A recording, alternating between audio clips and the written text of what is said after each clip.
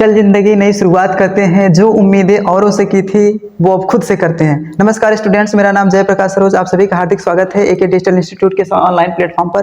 प्यारे स्टूडेंट्स, आज हम पढ़ेंगे क्लास 12th सेंट्रल आइडिया के बारे में। यहाँ पर जानेंगे कि सेंट्रल आइडिया ये जो है एग्ज़ाम में 4 नंबर का पूछा जाता है। आपका क्वेश्चन नंबर 10 4 नंबर का पूछा जाता है। तो आइए डिस्कस करते हैं इसके बारे में। हम 3 सेंट्रल आइडिया के बारे में पढ़ेंगे और इसमें से एक जरूर आ जाएगा, ठीक है। तो आइए स्टार्ट करते हैं। यहाँ पर पहला हमारा है कि my mother eight 66। My mother eight 66 मतलब मेरी माँ 66 साल की, मेरी माँ 66 साल की।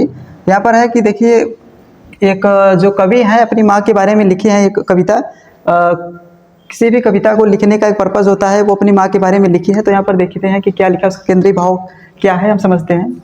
The poem starts with the journey of the poet with mother to coaching on the morning of last Friday.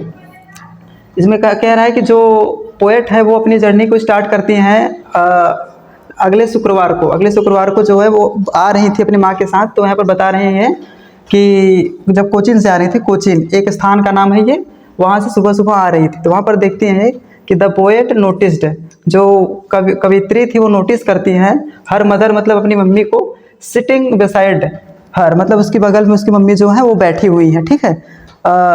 यहाँ पर जो पोएट है एक यात्रा के दौरान आ रही थी कोचिन से, वो अपनी मम्मी को देखती हैं कि उनकी मम्मी जो है उनके बगल में बैठी हुई है। तो इसके आगे देखते हैं क्या है कि who was dozing and open mouthed and her face was colourless like ashen and corpse. हु मतलब हो गया जो, वाज डोजिंग मतलब जो ऊँघ रही थी, मतलब कि थोड़ा बहुत नींद ले रही थी, ठीक है। और यहाँ पर ओपन माउथड और उनका जो मुंह था थोड़ा सा खुला हुआ था। And her face was colourless मतलब होता है कि रंगहीन, मतलब कि ऐसा उनका फेस था कलरलेस था मतलब रंगहीन था। लाइक एसन मतलब जैसे, एसन मतलब होता है राख, एसन मतलब होता है राख। यहाँ पर मीनिंग हम लिख देते हैं ASHEN, एसन मतलब होता है राख। और यहाँ पर जो ये है कॉर्पस मतलब होता है लाश, मतलब उनका जो फेस था एक राख और लाश की तरह ऐसे दिख रहा था। जैसे जो लोग मर जाते हैं तो उनका फेस ऐसा दिखता है, तो वैसे ही दिख रहा था। एट दैट उस time the poet realised that her mother had grew old but soon separated those thoughts। The poet जो कवित्री हैं रियलाइज़ करती हैं दैट कि वह जो उनकी मम्मी है हैड ग्रीव ओल्ड मतलब उनकी मम्मी जो है बूढ़ी हो चुकी है। लेकिन जो पोएट हैं वो अपनी मम्मी के बारे में सोचते हैं कि जो उनकी मम्मी है वो क्या हो गई है, बूढ़ी हो चुकी है।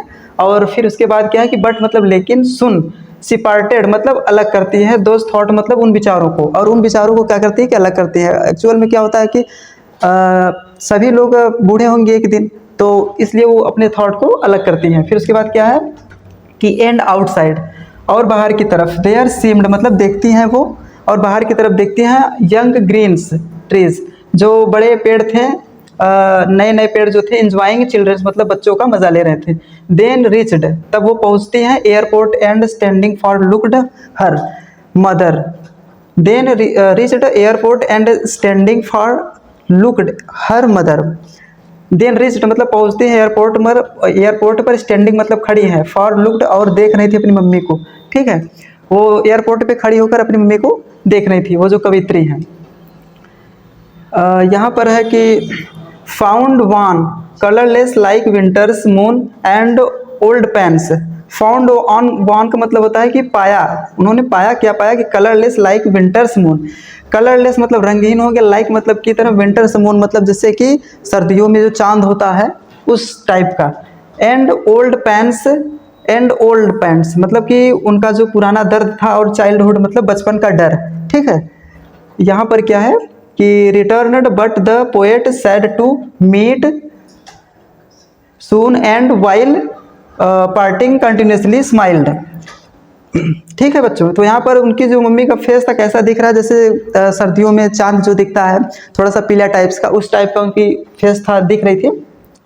एंड चाइल्डहुड और उनका जो पुराना दर्द और जो बचपन का डर है वो एक प्रकार से रिटर्न था। But the poet said to meet और जो पोएट है मीट मतलब मिलने के लिए, soon and while parting continuously, parting मतलब होता है विदा लेते समय, कंटिन्यूसली स्माइल्ड, विदा लेते समय अपनी मम्मी से मुस्कुराते हुए चली गई। ठीक है, तो यहाँ पर यही कविता का सारांश था हिंदी में। एक्चुअल में क्या होता है दोस्तों कि अगर हम हिंदी में सारी चीज़ों को जान लेते हैं तो एक बार याद करने में ज़्यादा आसानी रहती है। तो हम अगला देखते हैं। आशा करता हूँ कि आप सबको अच्छा लगा होगा ये तो स्क्रीनशॉट ले लीजिए इसका। आगे बढ़ते हैं। अब यहाँ पर हमारा दूसरा है कीपिंग क्वाइट। कीपिंग क्वाइट का मतलब होता है कि चुप रहना, चुप रहना। ठीक है, यहाँ पर इसके राइटर जो है पैब्लो नेरुदा जी हैं, पैब्लो नेरुदा। तो यहाँ पर देखिए हम देखते हैं कि पोएट क्या कहना चाहते हैं अपने इस कविता में। The poet Pablo Neruda suggests that he would count to 12 and everybody would keep still. Poet Pablo Neruda suggest मतलब पैब्लो नेरुदा जो है वो हमारे पोएट हैं, वो सजेस्ट करते हैं, सलाह देते हैं कि हम क्या कर रहे हैं, काउंट टू 12, 12 तक काउंट कर रहे हैं, मतलब गिनती गिन रहे हैं। एवरीबडी वुड कीप स्टिल, और जो सब लोग हैं वो क्या रहेंगे, शांत रहेंगे। He suggest that on the earth, और वह सजेस्ट करते हैं कि ऑन द अर्थ मतलब पृथ्वी पर 8 आवर्स ड्वेलिंग प्लेस मतलब होता है निवास स्थान। ठीक है, मतलब इस पृथ्वी पे जो हमारा निवास स्थान है would be silent and motionless. Would भी मतलब होता है होना चाहिए, साइलेंट एंड मोशनलेस मतलब कि चुप और गतिहीन। तो यहाँ पर पैब्लो नेरुदा जी सजेस्ट करते हैं कि मैं 12 तक गिनती गिनूंगा और आप लोग बिल्कुल शांत रहिएगा, और ये जो पृथ्वी हमारी है जहाँ पर हमारा निवास स्थान है ये कैसा रहना चाहिए। यहाँ पर साइलेंट एंड मोशनलेस, साइलेंट मतलब होता है कि शांति, और एक प्रकार से मोशनलेस मतलब गतिहीन रहना चाहिए। This technique of the poet is related to way of meditation, relaxation and introspections. This moment, यहाँ पर देख पहले इस लाइन को समझ लेते हैं। दिस टेक्निक मतलब यह तकनीक जो है of the poet related to way of meditation, जो ये कवि का ये तकनीक जो है कहने का बताने का तरीका जो है किससे रिलेटेड है ना। तो यहाँ पर मेडिटेशन मतलब होता है कि ध्यान, और रिलैक्सेशन मतलब होता है कि विश्राम, और इंट्रोस्पेक्शन मतलब होता है आत्मनिरीक्षण। ठीक है बच्चों, इसका मतलब होता है ध्यान, मेडिटेशन का मतलब होता है ध्यान, आप लोग लिख लीजिएगा। मेडिटेशन का मतलब ध्यान हो गया, रिलैक्सेशन मतलब विश्राम, और इंट्रोस्पेक्शन मतलब आत्मनिरीक्षण। कि हमारा ध्यान जो है और विश्राम और आत्मनिरीक्षण कैसे किया जाए, अपने आप पे कंट्रोल किया जाए, इस पे बेस्ड ये हमारा कविता है। ठीक है, तो यहाँ पर आके देखते हैं हम। This moment is unique without any sound and this way brings togetherness. This moment मतलब यह क्षण यूनिक है, विदाउट मतलब कि without any sound and this way bring togetherness मतलब कि, ठीक है, यहाँ पर फिर से देखिए। This moment is unique without any sounds and this way brings togetherness मतलब यहाँ पर ये जो क्षण है एक प्रकार से यूनिक है। कब यूनिक होगा, जब यहाँ पर एक भी साउंड जो है वो न हो। ब्रिंग्स टुगेदरनेस मतलब होता है एकजुटता। ठीक है, सम स्ट्रेंजर्स मतलब कि कुछ स्ट्रेंजर्स मतलब होता है कि अजनबीपन, कुछ अजनबीपन दर्शाता है। इनका कहने का मतलब है कि ऐसा स्थान जहाँ पर कई लोग हों, ठीक है, वहाँ पर ढेर सारा भीड़ हो, लेकिन वहाँ पर एक प्रकार से शांति हो तो एक अजनबीपन दर्शाता है। ठीक है, तो आगे हम देखते हैं कि क्या कहने का मतलब है। This process gives benefits to all the creatures women. यहाँ पर है कि the process gives benefits to all creatures. This process, यहाँ प्रक्रिया गिव्स मतलब हमें देती है बेनिफिट्स मतलब होता है लाभ, टू ऑल द क्रिएचर्स मतलब सभी प्राणियों को। जो ये प्रोसेस है, ये प्रक्रिया है, सभी प्राणियों को क्या करती है कि लाभ देती है। Human beings like violent mentality will also got comfort and their mentality would be changed. Human beings मतलब होता है जो हम इंसान हैं, ठीक है, लाइक मतलब की तरह, वायलेंट मेंटेलिटी ऐसा इंसान जो हिंसक हो, झगड़ा वगड़ा करता हो, उस टाइप का इंसान। विल आल्सो गॉट कंफर्ट, वो भी क्या करता है कि कंफर्ट महसूस करता है। And their mentality would be changed, और उसका जो मेंटेलिटी है, मेंटेलिटी मतलब कि एक प्रकार से उसका मूड जो है वो भी क्या होता है, बदल जाता है। ठीक है, the poet also clears the confusion about total inactivity.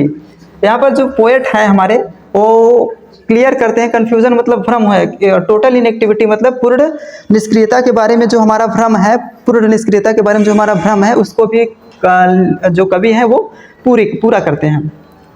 यहाँ पर है कि life is given for a purpose to be fulfilled. Life is given for purpose, purpose मतलब होता है कि उद्देश्य से, टू बी फुलफिल्ड मतलब भरने के लिए, मतलब कि जो जीवन हमारा मिला है कुछ न कुछ करने के लिए जीवन में ही मिला है ये हमारा लाइफ। ठीक है। Total inactivity brings death. Total inactivity brings death मतलब जो पूर्ण निष्क्रियता है, ब्रिंग्स डेथ मतलब वो क्या करती है कि ब्रिंग्स डेथ है ना। We must be single focused for our aim. We must मतलब हमें होना चाहिए single focused for our aim, मतलब कि हम अपने लक्ष्य पे एक सिंगल फोकस रखना ज़रूरी है। ऐसा नहीं है कि हम कोई लक्ष्य अगर चुन लेते हैं तो हम कई प्रकार से उसे करें। एक प्रकार से हमारा एक जो करने का तरीका, उसे पाने का तरीका है, एक तरीका से बढ़िया से मन लगा के करना चाहिए, कहने का ये मतलब है। ठीक है। Single focused for our aim मतलब हमारा जो लक्ष्य है। For forwarding our lives otherwise huge silence death would knock at the door. इसके अलावा अगर ऐसा नहीं करते हैं तो आवर लिव्स मतलब जो हमारी लाइफ है, अदरवाइज ह्यूज साइलेंस मतलब होता है एक बहुत बड़ी, ह्यूज साइलेंस डेथ एक बहुत बड़ी शांति वाली मृत्यु, would knock at the door और हमारे दरवाजे को क्या करती है, खटखटाती है या फिर हमारे दरवाजे पर दस्तक देती है। ठीक है तो बच्चों, तो यहाँ पर आगे देखते हैं कि we should never threaten. We should हमें नहीं डरना चाहिए कभी भी, our selves with any fear मतलब हमें कभी किसी भी डर से नहीं डरना चाहिए। ठीक है। यहाँ पर है कि the poet and advocates for nature to give motivation for life. यहाँ पर जो कवि है वो एडवोकेट मतलब वकालत करता है, फॉर नेचर मतलब एक प्रकार से इस प्रकृति के बारे में। ठीक है। मतलब अर्थ के लिए वो एक वकालत करता है, टू गिव मोटिवेशन और हमें मोटिवेशन देता है फॉर लाइफ। अब इसके नीचे क्या है,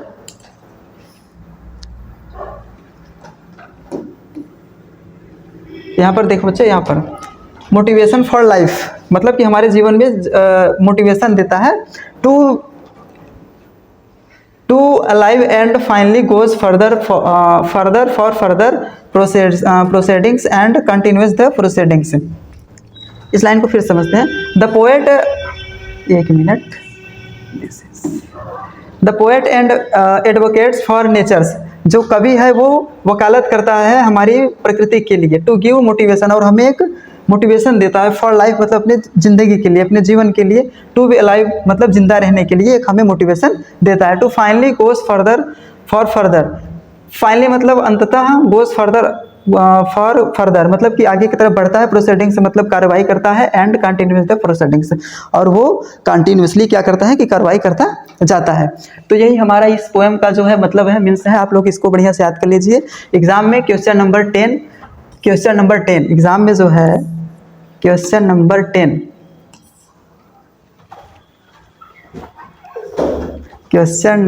10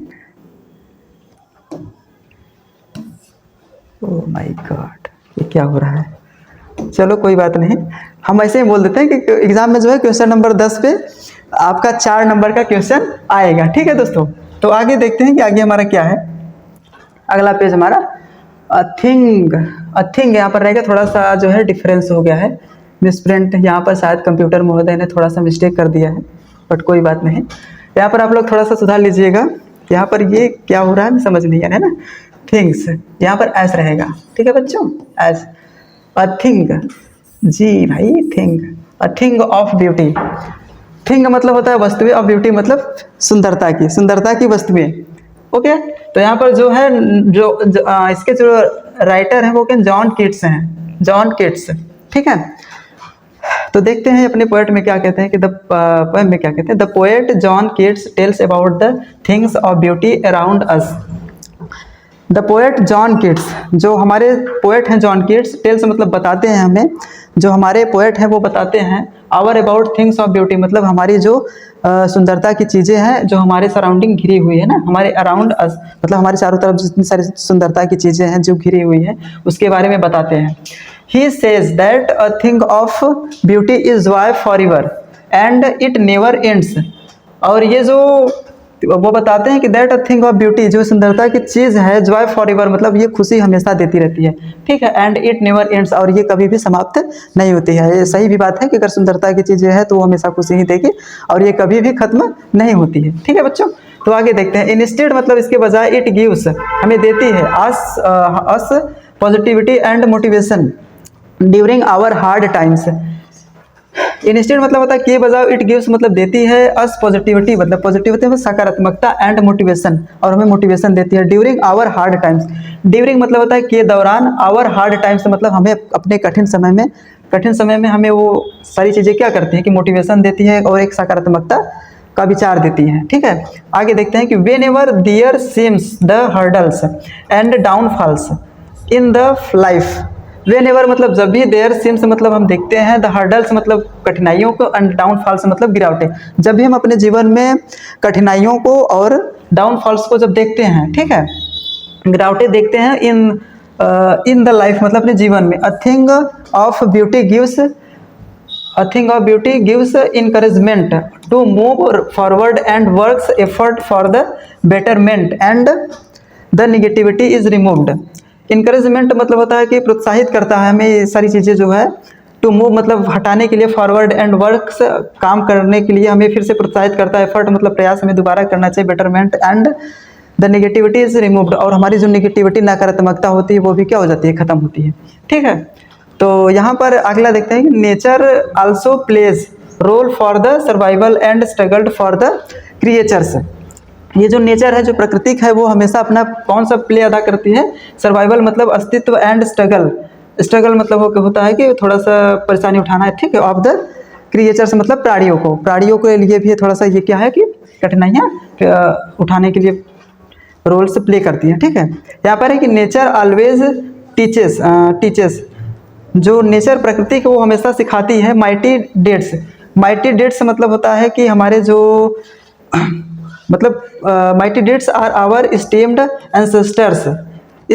आवर स्टेम एंसेस्टर्स का मतलब होता है कि जो हमारे पुराने लोग हैं, ठीक है, पूर्वज जो है वो जो मर चुके हैं, who did their best for society, और वो जो अपने सोसाइटी के लिए अपना बेस्ट देकर गए हैं, अच्छा करके गए अपने समाज के लिए, अपनी प्रकृति के लिए, जो लोग मर गए हैं, ठीक है। तो यहाँ पर उनके बारे में बताया गया है कि बेस्ट फॉर द सोसाइटी, अपने सोसाइटी के लिए बेस्ट देकर गए हैं, दे कांट बी इग्नोर्ड, और हम लोग उन्हें क्या करते हैं कि इग्नोर नहीं कर सकते, ठीक है, ऐसे लोगों को हम इग्नोर नहीं कर सकते, ये बात सही है।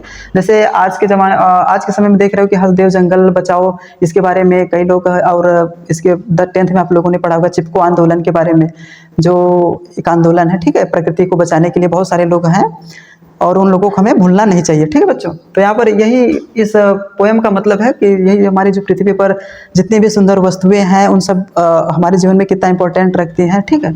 तो आगे देखते हैं, are our stemmed ancestors who dates there, ये हो गया है, दे कांट बी इग्नोर्ड, हम उन लोगों को इग्नोर नहीं कर सकते, इन द फॉर्म ऑफ ब्लेसिंग्स मतलब यह एक दुआओं का क्या है, एक रूप है, ठीक है, मतलब उन्हें हमें याद करने का एक प्रकार से ये तरीका है, यही समय है कि हम उन्हें याद कर सकते हैं। We find the immortal drink that is pleasure and joy the legacy. अच्छा, यहाँ पर समझा देते हैं कि in the form of the blessing मतलब यह एक प्रकार से सम्मान देने का तरीका हो सकता है ना, याद करने का समय हो सकता है। वी फाइंड द इमोर्टल, हम सब पाते हैं, क्या पाते हैं, इमोर्टल ड्रिंक मतलब होता है कि अमृत, समझ लो अमृत, दैट इज प्लेजर, कहने का मतलब है कि प्लेजर मतलब होता है कि आनंद, एंड जॉय मीन्स खुशी, आनंद और खुशी हमें मिलती है, ठीक है। The legacy we receive from our seniors, the legacy मतलब होता है कि विरासत, द लेजेसी मतलब क्या होता है कि विरासत, द लेजेसी, एक minute, the legacy we received from our seniors, the legacy मतलब होता है विरासत, वी रिसीव्ड मतलब हमें प्राप्त हुआ, फ्रॉम आवर सीनियर्स मतलब हमें अपने पूर्वजों से ही ये जो सारी चीज़ें हैं वो प्राप्त हुआ है, ठीक है। These all things develop positivity which is Joy for ever, this all things, ये सारी जो वस्तुएं हैं डेवलप मतलब करती हैं पॉजिटिविटी मतलब सकारात्मकता को बढ़ाती हैं, which is Joy for ever, और हमेशा क्या करती हैं कि खुशी देती हैं, ठीक है। तो यहाँ पर आप लोगों को ये वीडियो अच्छा लगा होगा। ये एग्ज़ाम में 4 नंबर का आता है आप लोगों का, क्वेश्चन नंबर 10 बार बार बोल रहे हैं कि आप लोगों के लिए बहुत ही ज़्यादा महत्वपूर्ण है। तो आप लोगों इसमें से 2 ठो याद कर लीजिएगा, कंफर्म है फंस जाएगा। ठीक है, अगर वीडियो अच्छी लगी तो वीडियो को लाइक करिएगा और अपने दोस्तों के साथ ज़्यादा से ज़्यादा शेयर करिएगा। मिलते हैं नेक्स्ट वीडियो में, तब तक के लिए all the best, take care, bye bye, thank you.